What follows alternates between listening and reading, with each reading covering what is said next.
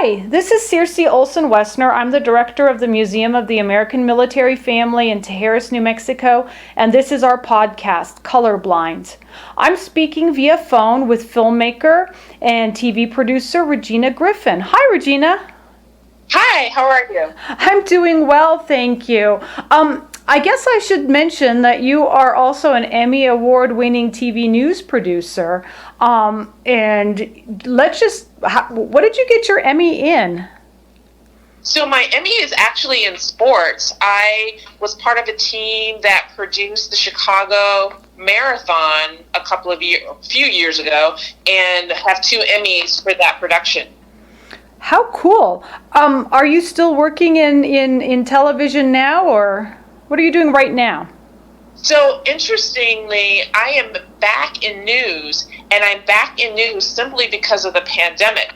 I came to Los Angeles about a year ago. I've been kind of working tangentially in news, but more news/entertainment for the last few years. So I came out to LA, was a senior producer on the show Access Hollywood, then got a job to work on the new spinoff Red Table Talk. I think people are very familiar with Jada Pinkett Smith's show. Well, we're doing a new version of that show, a spinoff for Gloria Estefan and her family. And we started production in March. And then, as you all know, everything got shut down.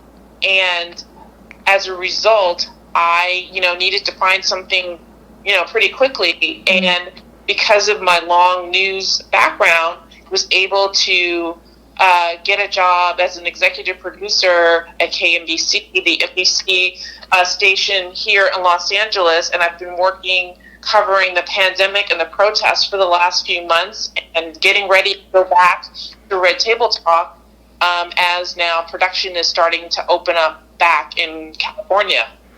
Well, that's really cool. And the reason I had you come on the podcast today was I wanted to talk about a documentary you made. So this is going to be a very interesting conversation for the next 45 minutes to an hour. So let's just jump right into the documentary. You wrote, directed, and produced an incredible documentary called Brown Babies, the Michelin's Kinder story. Can you give us a brief synopsis of that work? Yeah, so the documentary is about the children born post-war occupation Germany. Their mothers were white German women. Their fathers were black GIs. And the story is about what happened to these children. And it comes from different points of view, from the children's perspective, mothers, fathers. And I feel like that's really important, especially today, because it's just listening to a different point of view of an event and how it was different for every individual. The bad guy in this film is racism, systemic racism, and outright blatant racist behavior. But it comes from the people who suffered the most and what happened to their lives as a result of being a child or a parent of a biracial, bicultural children, or bicultural child in this time of Jim Crow America and the end of Nazi Germany. So what drew you to the story about these kids? Did you have friends or family members who were Michelin's Kinder? So a family friend, Doris McMillan, is a brown baby, and she wrote a book called Mixed Blessing. And I had known about this book when I was in high school, but it wasn't until I reread it as an adult and as a producer that it really resonated with me. And I got back together with Doris. We had this conversation and just decided to tell the story. When I read the book as an adult, I just felt compelled to tell this story. Well, it sounds like it would be really hard to find people, and how do you, when you're working on a documentary like this, what is your process? How do you find people? How do you research it? So, it started with Doris McMillan, and it's a small community but people know each other. And so once you build that trust, people started introducing me to fellow brown babies. And my research process was spending hours with individuals on the phone and just talking about their lives. And it was just absolutely, it just blew me away, their stories.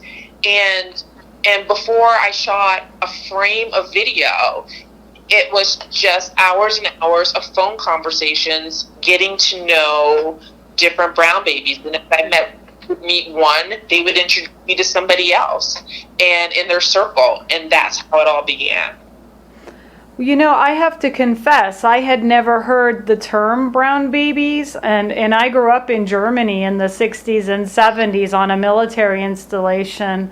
I had a lot of African American friends, and some of them had German moms. And as a kid and as a teenager, I never considered that their family was unusual.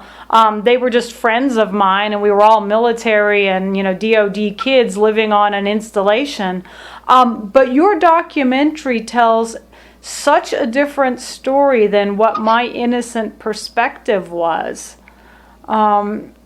So you met a bunch of people who had grown up in military families. These brown babies did they mostly live, well, let's continue the conversation. My mind is spinning and I don't make great sense when I'm having more thoughts in my head.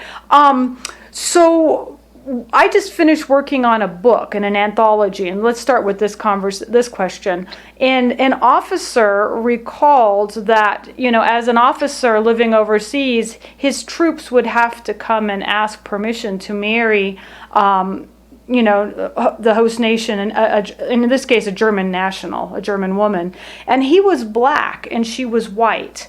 And the officer asked the sergeant if he thought this whole thing through. What would happen when they got stationed in the States? What would happen if they were stationed down south? And after he talked to his soldier, this officer gave permission for him to marry his German girlfriend. But in making your documentary, did you find that this was fairly typical? Were most of the service members that you mentioned in your documentary, were they permitted to marry their girlfriends? No, not at all. I mean, it was hard to marry a German woman, whether you were black or white. You had to be vetted, both the servicemen and the women. Psychological exams, they had to be vetted politically, emotionally, to get permission. And for a black serviceman, it was almost impossible. 1 to 10% who petitioned for marriage approval, it was really, really difficult. I was fortunate enough to talk to World War II vet Dave, and he talked to me about his ordeal and how he had to fill out stacks and stacks of paperwork and psychological evaluations. He eventually was permitted to marry his girlfriend, but that was so rare. Wow. So did he go on to say how that worked out when he moved back to the States? Well, I mean, Dave was a man from the South, mm-hmm. So he knew what he was dealing with. Mm-hmm. So he didn't have to be warned about the obstacles that he would face, because that was one of the reasons why he joined the military, mm-hmm. was to get out of the South and to have an opportunity. He was a teenager when he enlisted, and to have a better life. So he knew what he was in for. I mean, he shares what a difficult situation they were in. The black people didn't like it. White people didn't like it. It was just a horrible position to be, but he was committed to be a part of his children's life and to be a father to his children. Did their marriage survive? Yeah, their marriage survived until his wife, Emmy, died. They were married for about 47 years before she passed away. Wow.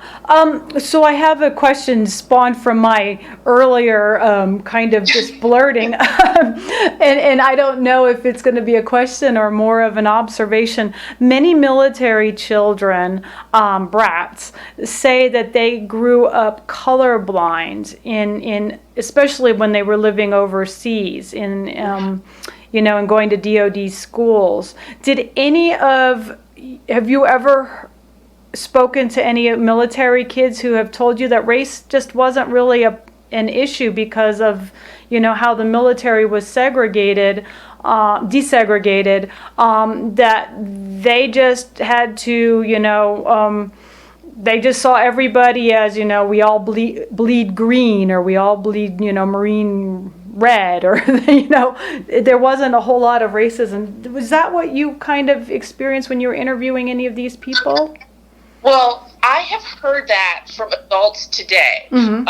Since I've made this film, and people who have talked to me about it and said they did, like you, I didn't know about the story, and they talked about how shocked they were because they did grow up colorblind, because that's the way it was in the military. But in this particular case, with the children and brown babies, they were adopted as young children, mm-hmm. some as infants. So they remember how they were treated in the orphanages, in the German orphanages, and they say they were not treated well. They remember coming back to the U.S. and being not understanding racism here in the U.S. Mm-hmm. They remember, in some cases, the children who stayed in Germany until they were adults dealing with racism. They know that their mothers could not keep them because of their brown skin. Women had children with Allied soldiers, mm-hmm. but the European children could blend in. The brown children could not. Mm-hmm. And they remember, one of my, Lisa Hine-Dixon, who was one of the people who is in the film, she remembers how her mother would have been fired from her job if she kept her, or would not be able to keep an apartment. So the children have like vague memories because their mothers had to give them up because they could not continue living a life of being able to keep a job and have an apartment and live without being harassed. Mm-hmm. With this brown child. And those are the stories that they know because they weren't with their military fathers. They were with their German mothers. Mm-hmm. Mm-hmm. Well, I first heard about your documentary from a friend of mine, Peter Grammer, and he said, my mom's in this movie, check it out. So besides being my friend Peter's mom, who was Mabel Grammer? So I tell you, Mabel Grammer is my hero. I so admire this woman, and this is one of the reasons I continue to push for this film, for people to know who she was. And so she was an African-American woman living in Washington, D.C. She also wrote for the Afro newspaper, which was based in Baltimore. Mm-hmm. She married a soldier, Oscar Grammer, and then they went to Germany. Mabel Grammer came upon an orphanage with these brown babies, and she decided to do something about it.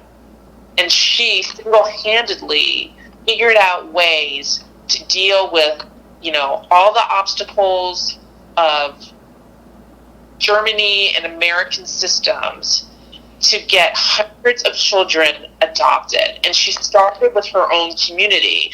She started with Black families in her hometown of Washington, D.C., or even before that, she started with military families, mm-hmm. and tried to find homes for these children. Doris McMillan, who's one of the children in the film, her father and mother were based in Germany. They adopted her because Mabel Grammer started out with her military connections, and then she went to her hometown connections. And then, as a journalist, which, I just totally commend her for, she used her connections with the newspaper to tell people about these children. And she kind of came up with this do-it-yourself kit to adopt a German baby. And she rescued hundreds of people. Well, and I think the Grammars also adopted maybe 12 of Yes. Including doing all the work that she did. She and her husband adopted 12 children, including Peter Grammer. Wow. It's amazing. It's absolutely amazing. And I just heard that a couple years ago they named a street for Mabel Grammer, I think in Mannheim. And also, I think also she's been listed as one of the people in some cultural center there as well. You know what? Peter did mention that to me. She was acknowledged for her work. I mean, it's just, what she did was just truly remarkable. And I feel like that is what we need. People like that. When we're dealing with hate, particularly now, there are heroes among the hate. And this woman, despite all the hate, despite all the red tape, she did what she could to try to find good homes, innocent children.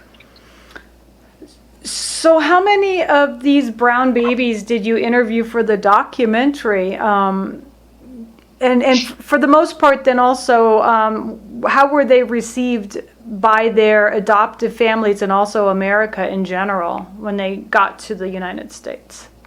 So I featured 5 in the film, but I talked to more. And, for every brown baby, there is a amazing story behind it.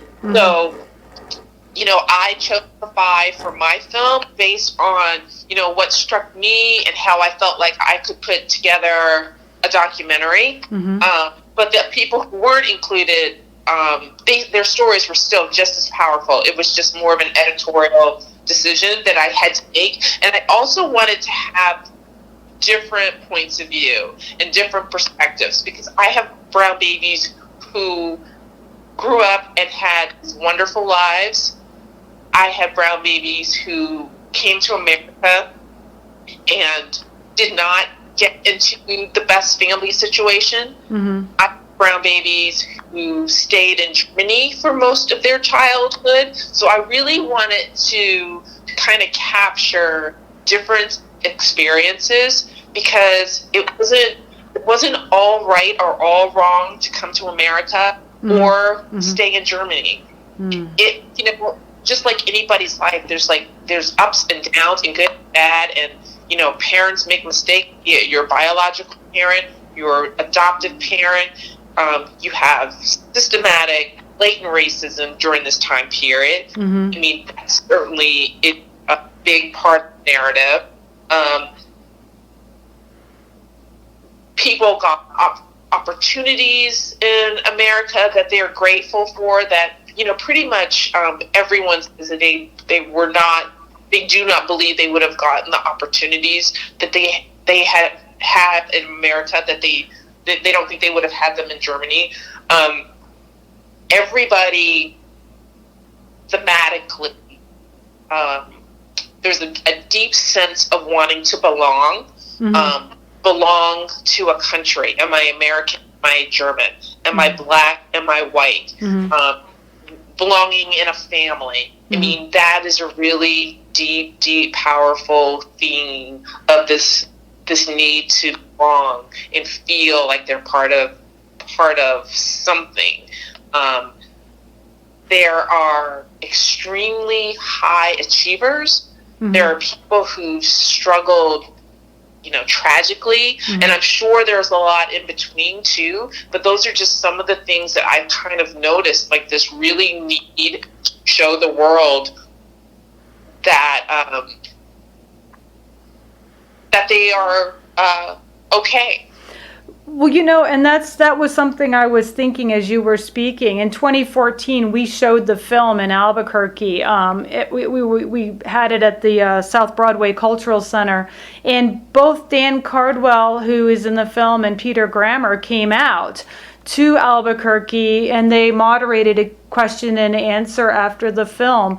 And like you just mentioned, one of the themes seemed to be that these kids, now they're adults, don't feel completely like they belong, or they don't have closure. And I wanted if you wanted to add some more to that. Yeah, I mean, Dan Cardwell's story is so fascinating. Dan Cardwell, one of the Brown babies, he could be a documentary in and of itself, with the types of ups and downs that he has had. And when you then add on top of that, if you decide that you want to go back and find your German family and what that takes, it's really, really incredible. I continue to get emails from people of various generations, not just the children who were born in this time period, but like those who were born in the 70s, wanting to find their biological parent. And that sense of who am I and identity is so powerful. And I feel like that has really been the driving force for many of them. I'm no, expert in psychology, but I mean, all you have to do is just sit down and talk to a couple people, and it's really, really a driving part of who they are, is trying to find that, reconcile with their identity. Yeah, we posted back in 2014, we posted a little bit about the film on one of our museum blogs, and the amount of people that commented was really surprising. At the time, we were a fairly unknown museum, and so people found the blog post and were actually asking questions that I could not answer, about benefits, about how do you get help with Social Security and things like that.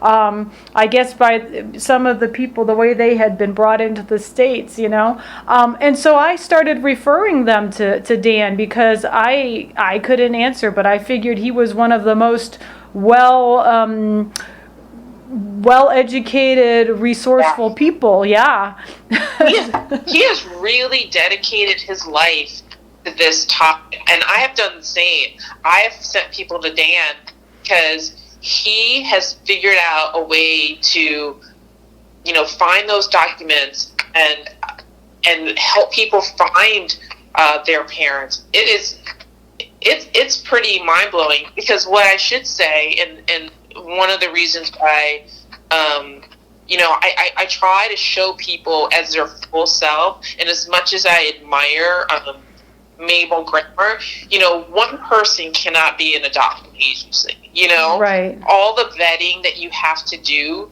to ensure that is, a safe home, a proper home, as we were just talking about, all the documents. So, because of that, and because of all that it really, truly does take to make those, placements,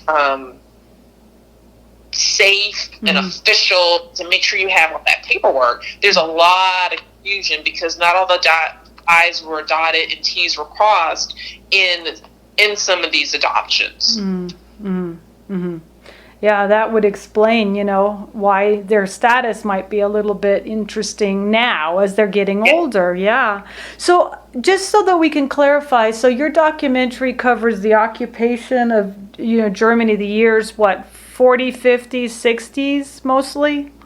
Yeah, like 40s, 50s, because the brown babies are now the ones that I talked to are in their 70s. Mm-hmm. Yeah. Mm-hmm.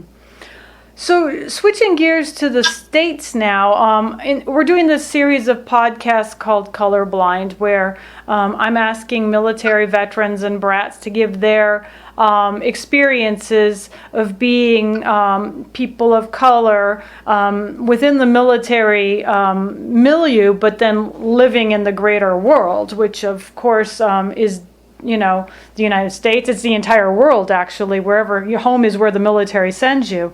I interviewed a man who grew up as a brat in the 50s and 60s. So we're talking about the same time that some of these kids were born. And he told us stories on the podcast about what it was like living in Germany as compared to the United States. And living in Germany was much easier for his family and for him. And that is an overarching theme that a lot of the brats have said. Growing up in Germany or in Europe was more freer than it was living in the States in the 60s and 70s and 50s and 60s and 70s.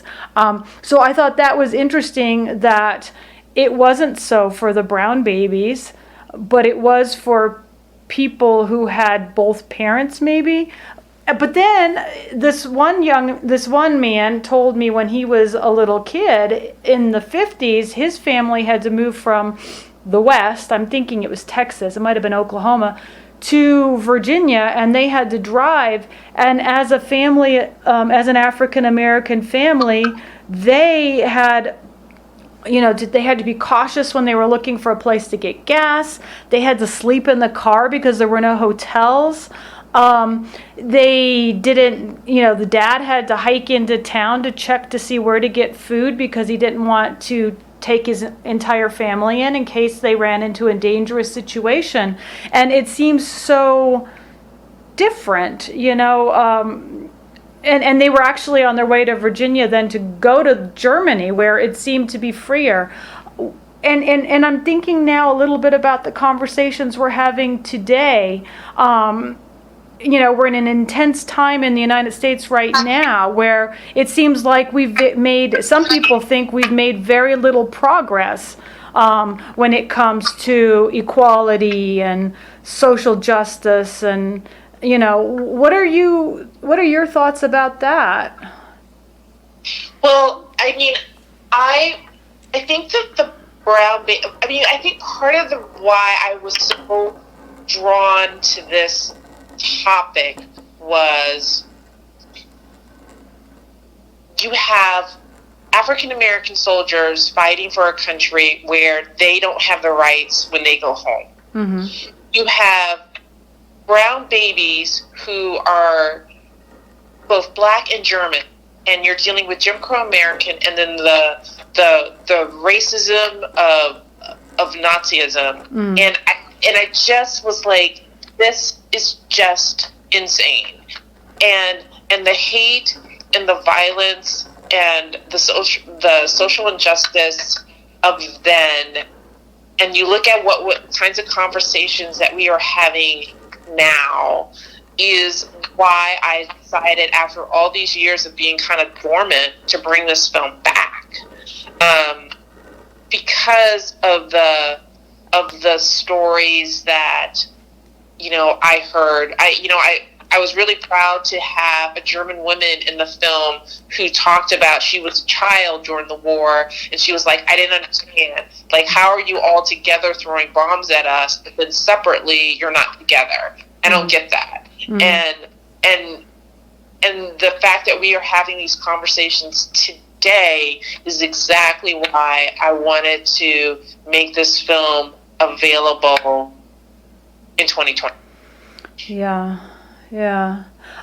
So you live in California, in LA, and it's been very much on the news that California right now is seeing a huge surge in COVID cases, and then you have the protests, the peaceful protests, and then you have the violent protests, and you're covering that as a news person.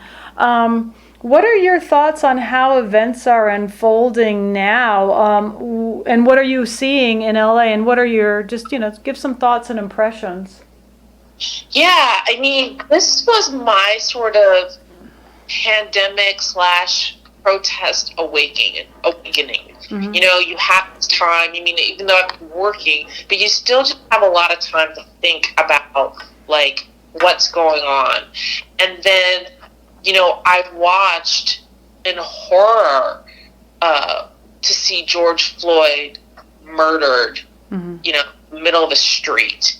And to see that whatever happened before then, that those officers, in their mind, their only option was to kill him. Mm-hmm.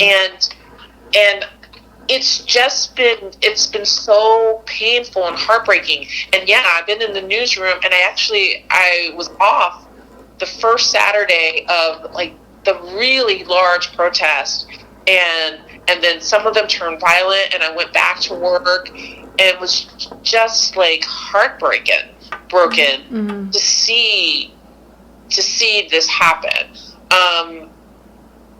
And like so many people, just struggling to figure out, what can I do? What can I do?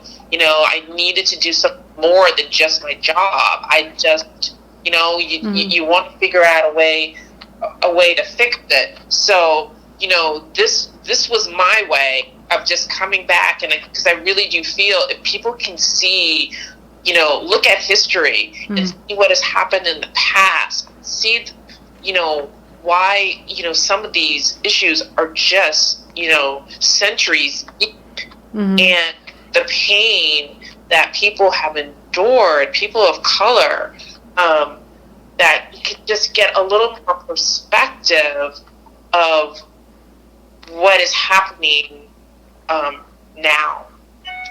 Well, there seems to be such a divide, and people are very, very polarized, and there's a lot of shouting and not enough listening, I don't think.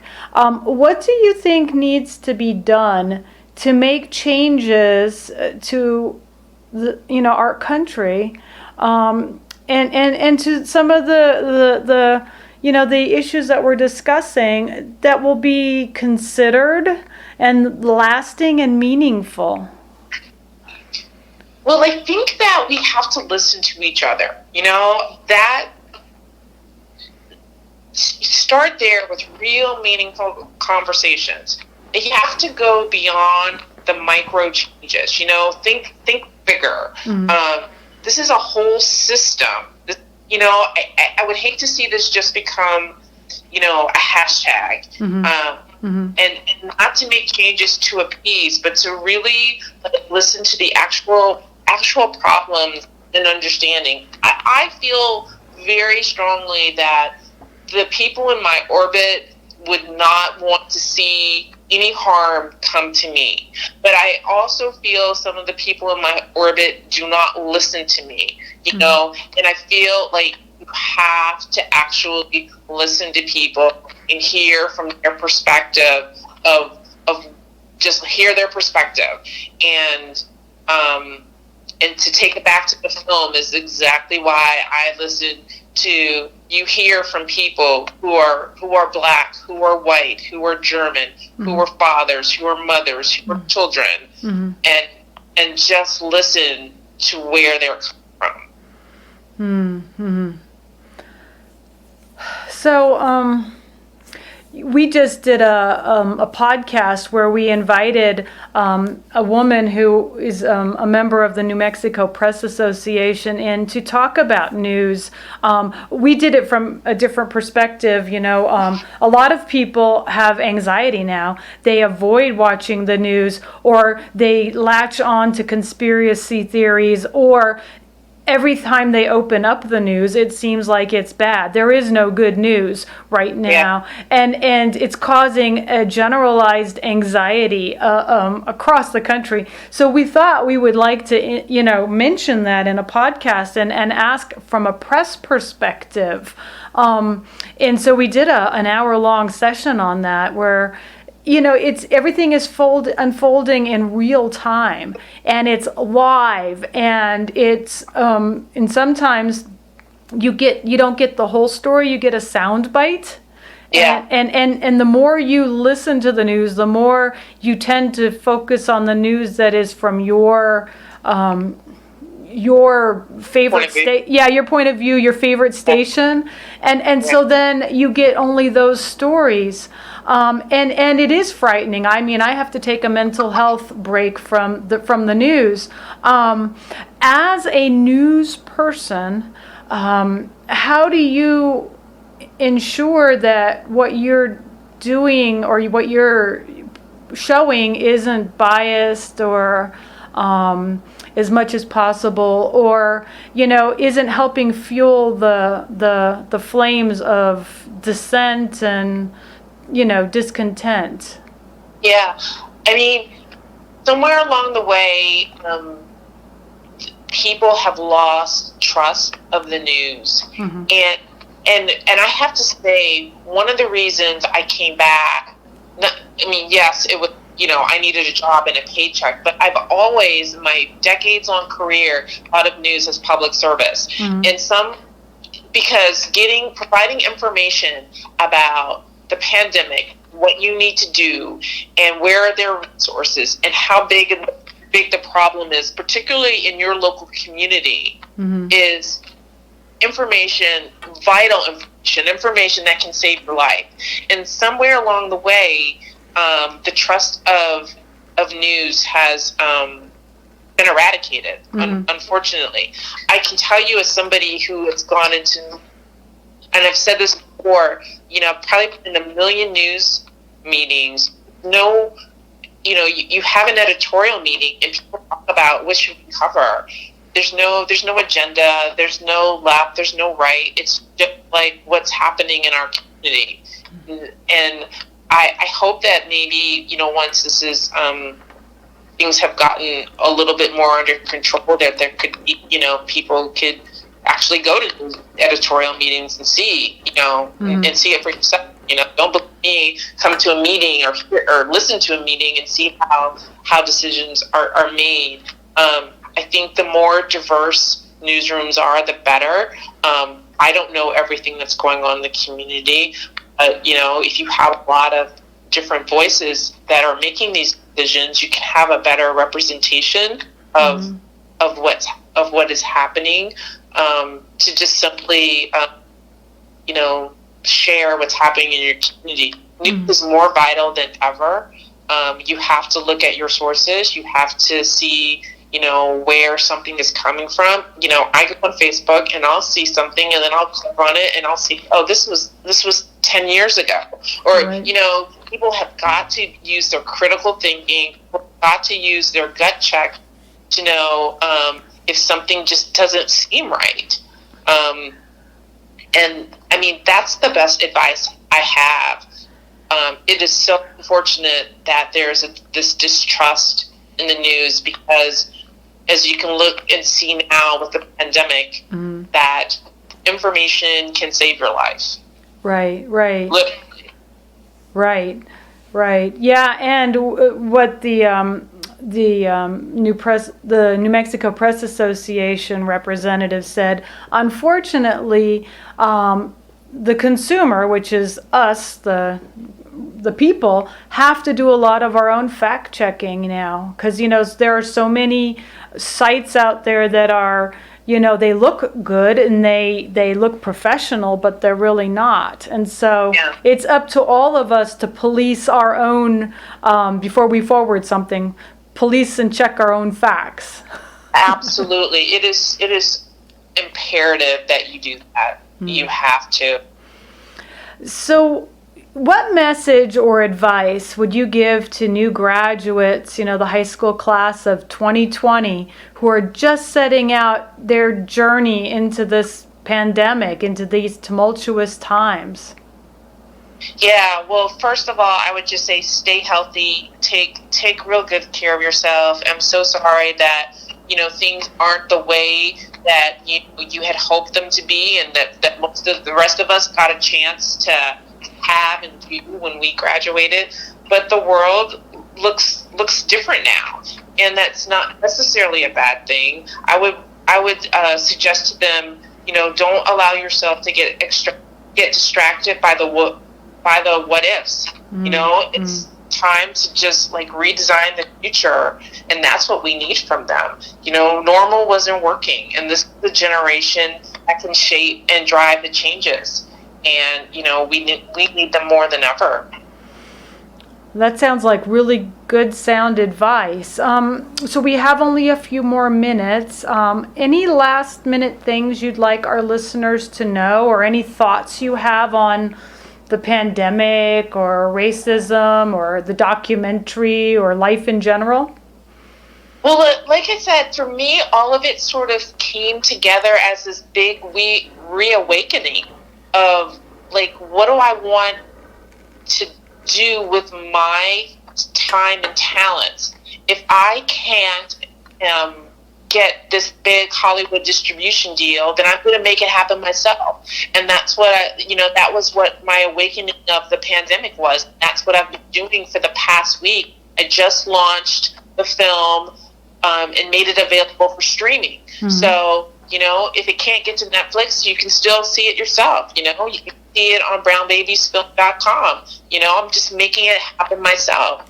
I wanted to use when I look out and I see the protests and I see the anger, what can I do? I can tell you a story about some children who endured the unbearable and came out of it, and an African-American woman who did everything in her power to save their lives. So, when there is hate, their heroes come out of that. And I feel like that was my awakening, and that was how am I going to come out of this pandemic a different person? And that's what I wanted to do, and that's what I've done by making a film available to stream. Mm-hmm. So, you don't have to order it. You can if you want, but you can watch it, on your computer anytime you want, and see this amazing story about what happened this time in history, and this woman who tried to do everything in her power to make a wrong right. Well, I think it's wonderful. We'll put the link to Brown Baby's film at the bottom of our podcast so the listeners can just click in. And you already mentioned that it can be bought. It can be, I think there's something Tug rents it too. You can rent it for an event, although we're not having any events right now. Yeah, there's no more events anymore, so it's now just download. You can download. You can stream it. You can't download it. You can stream it, okay, or you can buy a DVD. Yeah. Okay. Well, this has been a great conversation today, very thought-provoking, and I think inspiring. And, I imagine there are many listeners who had never heard of Brown Babies, the Michelin's Kinder, and so they will be curious enough to go and, look up your film, maybe Google Mabel Grammer, look it up on Wikipedia and other online sources. What was Doris's book called? Mixed Blessings? Mixed Blessings, yes. By Doris Macmillan. And I know Dan Cardwell has written a book too. I can't think of the name of it, but it's also on this topic. So there's lots of books out there now that people can read. This would make a great curriculum for a school, for college or high school or... Absolutely. Yeah. Absolutely. Yeah. So once again, Regina, thank you so much. It has been it's been my pleasure to talk to you. And so I just wanted to remind our listeners that our podcasts are made possible through generous grants from the New Mexico Arts Council, the New Mexico Humanities Council, Brat organizations and individuals who help us further our mission of telling the American military story.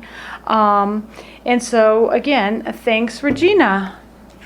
Thank you so much for this opportunity. I really appreciate it.